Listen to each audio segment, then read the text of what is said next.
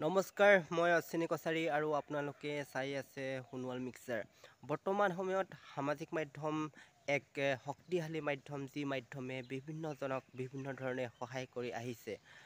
সামাজিক মাধ্যমৰ বাবে বৰ্তমান সময়ত বহুজনে এই সামাজিক মাধ্যমত ভিডিঅ' বনাই কিছু আৰ্থিক উপাৰ্জন কৰি খুব ধুনীয়াকৈ চলিব পাৰিছে আৰু এই সামাজিক মাধ্যমে বহুতকে বহুত ওপৰলৈ লৈ গৈছে আৰু বহুতকে বহুত তললৈ লৈ আহিছে। গতিকে বৰ্তমান সময়ত সামাজিক মাধ্যম এক শক্তিশালী মাধ্যম, যি মাধ্যমে আচলতে বিশেষকৈ দুখীয়া দৰিদ্ৰজনক বহুত ধৰণে অৰ্থাৎ আমি ভাবিব নোৱাৰাকৈ সহায় কৰি আহিছে।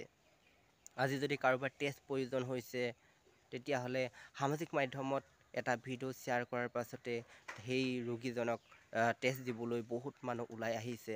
কাৰোবাৰ দৰিদ্ৰজনৰ বেমাৰৰ বাবে টকা প্ৰয়োজন হৈছে, কিন্তু টকা নাই হাতত, এটা ধুনীয়াকৈ পোষ্ট লিখি সামাজিক মাধ্যমত শ্বেয়াৰ কৰাৰ পাছত বহুতে সেই মানুহজনক সহায় কৰিবলৈ আগবাঢ়ি আহিছে বা তেখেতক অনলাইন যোগেদি কিছু সহায়ৰ হাত আগবঢ়াইছে। এনেকৈয়ে বৰ্তমান সময়ত সামাজিক মাধ্যমৰ যোগেদি বহুতে বিভিন্ন ধৰণে উপকৃত হৈছে। আৰু যোৱা গুৱাহাটীত যিটো ডেলিভাৰী বয়ক আৰক্ষীয়ে যিটো আক্ৰমণ কৰিলে, প্ৰহাৰ কৰিলে, এনেকুৱা ঘটনাবিলাক আচলতে এই সামাজিক মাধ্যমৰ বাবে ৰাইজৰ ওচৰলৈ আহিছে আৰু ৰাইজৰ ওচৰলৈ অহাৰ বাবে আজি সেই আৰক্ষী বিষয়াজনে শাস্তিমূলক অৰ্থাৎ শাস্তি পাবলৈ সক্ষম হৈছে। গতিকে সামাজিক মাধ্যমে আজিৰ দিনত বহুতকে বিভিন্ন ধৰণে সহায় কৰি আহিছে। আপোনালোকে কি বুলি ভাবে এই বিষয়ত আপোনালোকে কমেণ্ট কৰিব।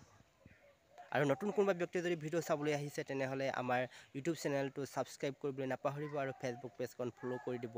নতুন এটা বিষয় লৈ আপোনালোকৰ মাজলৈ আকৌ আহিম। আজিলৈ সামৰিছোঁ, ধন্যবাদ।